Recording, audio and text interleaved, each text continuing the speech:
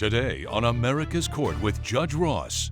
I wasn't even thinking about calling you at that time. Could you come from where you was and come save me? What sense would it make for me to call you? But it's so funny that there's never been a problem at my house until you are staying there. You're the problem in your house, and so are your dogs. Okay, well, why don't you take your oil and go home? I'll send you an invoice. In my courtroom, it's about equity and fairness. Stop. Is that true? I don't want you to understand. I want you to overstand. Yes, sir. That's why they pay me the big bucks. Justice should be more than just some foreign concept. I actually want you to learn something. That's not gonna happen. Not up in here, not today. And boom goes the dynamite. Fair, firm, compassionate. This is America's Court with Judge Ross. Elaine McBride claims her neighbor asked her to dog sit, but says she wasn't paid for watching the unruly pets. Ms. McBride is suing Maddie Akira in the amount of $300. All rise. Remain standing and come to order. This court is now in session. The Honorable Judge Kevin Ross presiding. Ladies and gentlemen, you may be seated. The defendant is countersuing in the amount of $375. All parties have been sworn, Your Honor. Thank you, Deputy Thomas. Ms. McBride, you are suing in the amount of $300 over monies that you didn't get as a result of dog sitting. Yes. Ms. Akira, you're countersuing for $375 over the cost to clean your sofa. That is correct. Talk to me, Ms. McBride, what's going on here? Well, my next door neighbor, Maddie, asked me to house sit and dog sit for her. Had you done that before for anyone else? Yes, I have. Okay, for Ms. Akira specifically or other people as well? No, other people have asked me in the neighborhood to do some things for them. Okay, so it wasn't something that was out of your comfort zone in terms of, you do this? Yes, All right. yes. How long have you been dog and house sitting? Well, I've been doing it for about 10 years. Okay, all right. And Ms. Akira, what made you choose Ms. McBride as the person that you wanted house and dog sitting for you? Well, she had dog sat for me previously about a year ago. Just the one time? Just the one time, and then... And how did that work out? Not super well. She was going through my belongings, and she decided to pass judgment on me for undergarments that she found in my bedroom while she was staying in my house. Wait a minute, you said she was going through your undergarments. That is correct. Are we talking about your unmentionables, that sort of thing? If that's what you want to call it. They're mentionable to me. Right. Okay, talk to me, Ms. McBride, about Talk about unmentionables. Yeah, I went to her room, the dog was on the bed, and when I went to get the dog, it ran past me, and I noticed it had something in its mouth. And it was her, what she called undergarments. It looked like dental floss to me. And is this dog someone that, or something, I should say, that would jump on the bed? Not when I'm home. I've had these two dogs for years, even before I moved into this new home. We're talking dog sitting for two. Two little devils, if you ask me. Well, if they're devils, why are you spending time with sitting and watching them? Listen, times is hard, John. I could use the extra cash. You know, I give my money to the Lord, I'm into God, and I give it to my tithes, and that's what I thought I was going to do until she didn't pay me. She paid you for the first time, though, right? Barely. What do you mean barely? How much did you charge her? I charged her $200. You charged her $200? Yeah. Because on this occasion, you charged $300, so you went up on your price? Them things was terrible. Oh, I see. So you said, okay, if I'm going to do this again, you're going to have to pay me more money. More money. You had this unpleasant experience, and yet you called her a second time. I was desperate, Your Honor. You needed her. I needed her. And my dogs like her. And so... And the dogs like her. Yeah, and my dogs have always been extremely well behaved. And you're not there while this is going on. That is correct. I'm saying that to say that the bottom line is if you're not there and she's the only person there, you don't know what could be going on. That is true. So then you trust her. Obviously. As much as I can. And the second time, something goes wrong. Did it. I was at her home, and I'm sitting on the couch watching on television, so I decided to get up and go into the kitchen to get myself something to eat. So as I'm walking into the kitchen, I look in the backyard and notice some strange man digging in the ground like he's some groundhog. Okay. Well, how did you call the police? Did you call Miss Akira? What happened? Well, I was looking out the window. He looked up and he seen me. And after he seen me, he came towards the house. So I got on the phone and I called the police. And they said they were sending somebody right away. So while I was calling him, he began banging on the back door. And then before I knew it, he began banging on the window. in the living room. So what I did, I ran and got my holy oil and I doused them and then I took off out of that living room. And as you can see, that bottle is near empty. The rest of it is in my house. As it should be around there. That drawer you have upstairs. What is that you actually brought to court? Your Honor, this is my holy oil. I take it everywhere I go. You never know, with the way this world is today, I need Jesus in my life and I need this holy oil. Some people use mace. I have my holy oil. What happens after you spread the anointed water and the holy water? I got out of there. You left the house completely? No, I got out of the room and closed that door. Okay. Were the police called? Yes, I did call the police. And what happened? They sent someone over. He was gone. Well, I'm wondering, did it come across to you that maybe this person was unstable or maybe dealing with some mental health issues? They looked like it, and I was scared. That's why I called the police. You had time to call everybody but me. I wasn't even thinking about calling you at that time. Could you come from where you was and come save me? What sense would it make But for me it's to so call funny that you? there's never been a problem at my house until you are staying there. You're the problem in your house, and so are your dogs. Okay, well, why don't you take your oil and go home? I'll send you an invoice. Coming up on America's Court. You to and your protect friend me talking because- about me, well, calling me I'm a nice witch and calling me person. wicked and things Wait, like that. hold on, now wait. Did you refer to her as a witch? I did not. And later, Let's talk about those flaws. Yeah, so I noticed 7 to 10 visible bubbles on the hood, and there was peeling and lifting on the front of the wheelbase. if you'll be in the Los Angeles area and want to bring your case to court, call 1-888-552-6878. This is America's Court with Judge Ross, Emmy nominated for Outstanding Legal Courtroom Program. America's Court is back with the case of Elaine McBride, who is suing Maddie Akira for non-payment of services. You're suing her because of damage to your couch. Yes, I have a photo of it here, Your Honor. Take a look, yes. Take everything you want to give them. Anything else for the judge? Yes, I can also give you the invoice from the cleaner. That's it? Yes. And were there holes in the backyard, ma'am? Absolutely not. And I have a lawn, so I would have noticed if there were holes in the backyard. Oh, please. And this is the money for the couch cleaning. You also had a protector application for the fabric. I did find myself wondering, because in the report it said that there was no indications of a hole being dug. Well, I don't know what happened, but he was digging holes in Did that God yard. fill the holes? I don't know what happened, but all I know is that I seen somebody digging holes in your yard. I ought to see it. I have 4 eyes. I can tell. Well, that's why we had you take a polygraph test, because you're making it seem as though there's something wrong with her.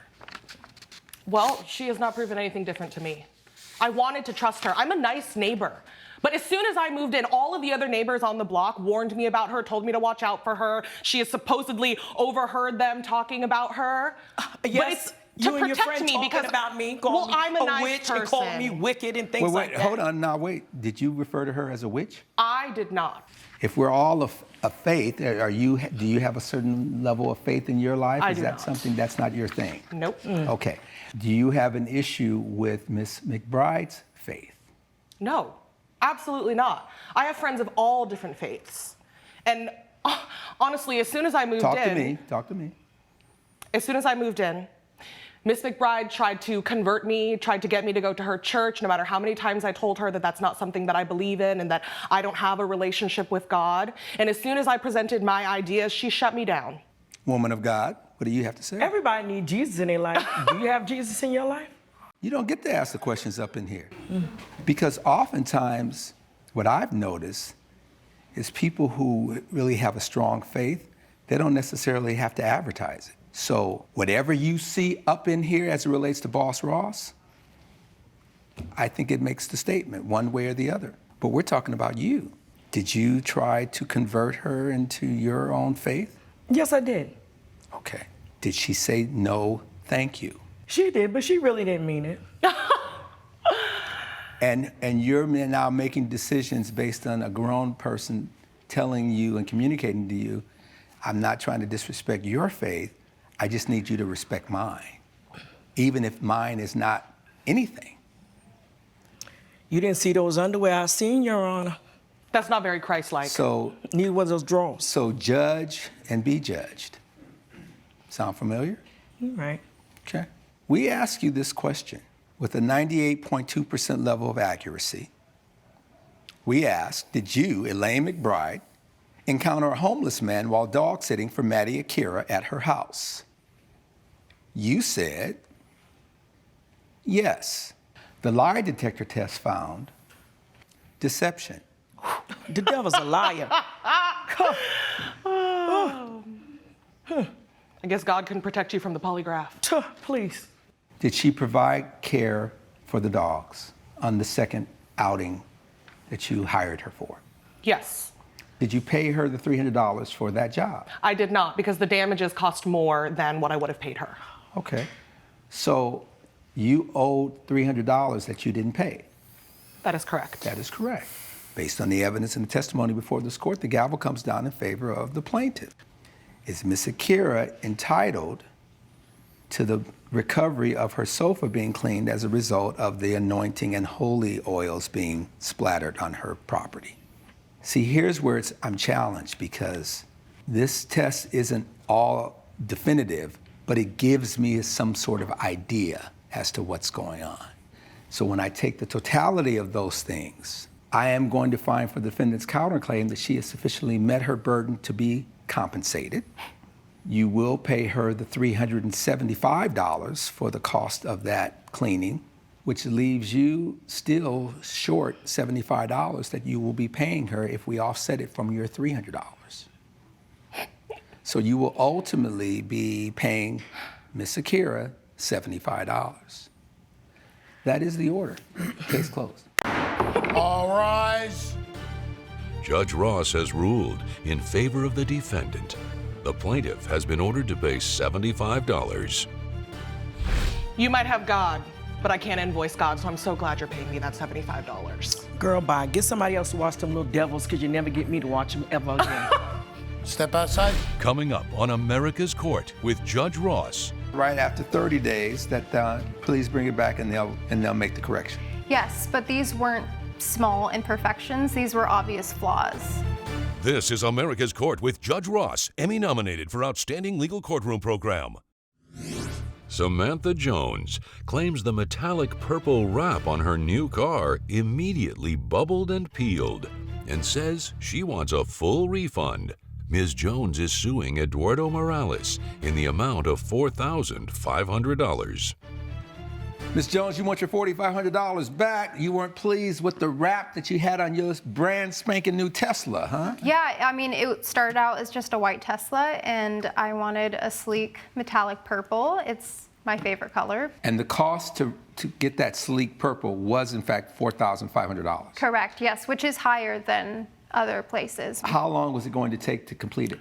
To do a wrap like that just takes a few days, 2 to 3 days on Tesla. And on this particular car, how long did it take? It took 3 days, sir. So 3 days later, you get your car back, and what was your thought? So I noticed 7 to 10 visible bubbles on the hood, and there was peeling and lifting on the front of the wheelbase. And did you go back to Mr. Morales? I reported the issues that I had. Do you recall that conversation? Yes, we did speak over the phone and together. what do you recall her saying? She said that there were the bubbles mentioned on the hood, yes, and the paint and the peeling near the wheelbase. Now, when she said those things to you, what was your thought process? For a wrap to fully cure, it takes about 5 to 7 days. We tell our clients that to give it a full 30 days before they come back and report something. If something is still wrong at that time, we are happy to look it over and make the proper repairs if needed. Or so at a minimum, you are saying to them, if for some reason 30 days, if it's still not right, we'll cure it. Yes, we'll look it over and we'll make the necessary repairs needed. This is all stated in the contract that she signed. You have a copy of the contract? Yes, sir? I do, sir. Here, there's a service agreement here. Do you recall signing a contract, Ms. Jones? I do, yes. All right. Do you recall in that contract talking about 5 to 7 days for these things to settle, and they'll make the correction? Yes, but these weren't small imperfections. These were obvious flaws. Okay. Do you have a picture of the car? I do, yes. Let's see it.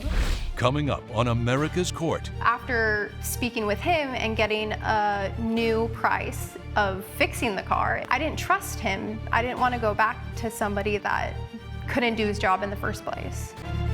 This is America's Court with Judge Ross, Emmy nominated for Outstanding Legal Courtroom Program. America's Court is back with the case of Samantha Jones, who is suing Eduardo Morales for breach of contract. Oh boy, that's purple. Wow.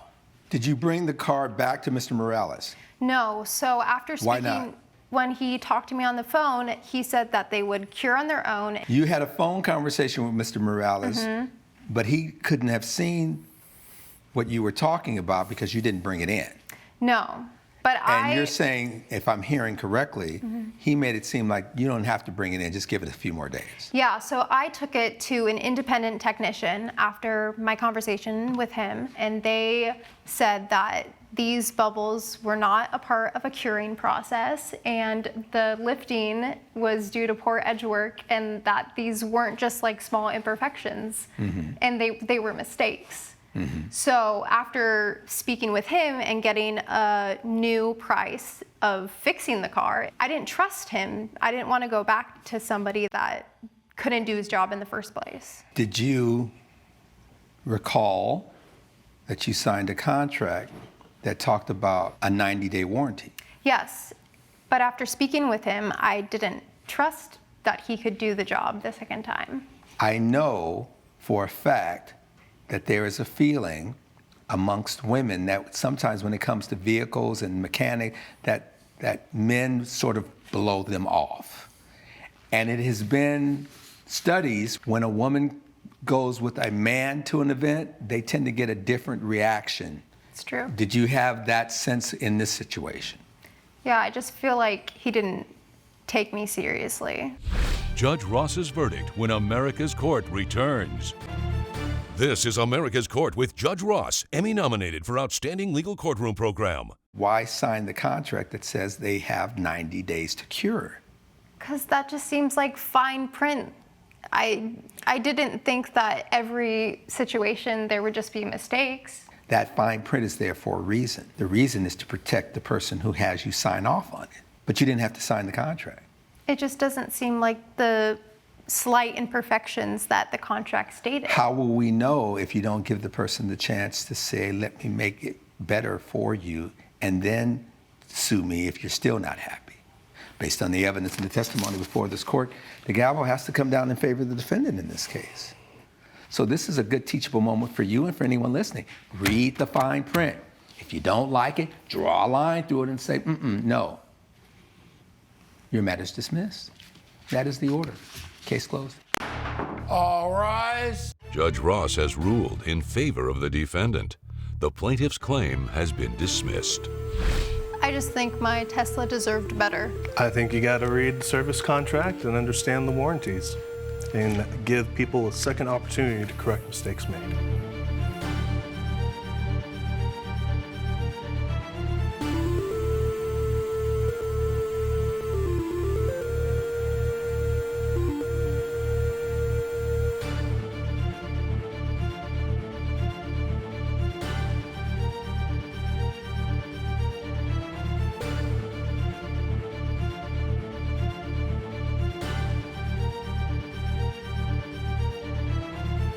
This has been a production of Allen Media Group.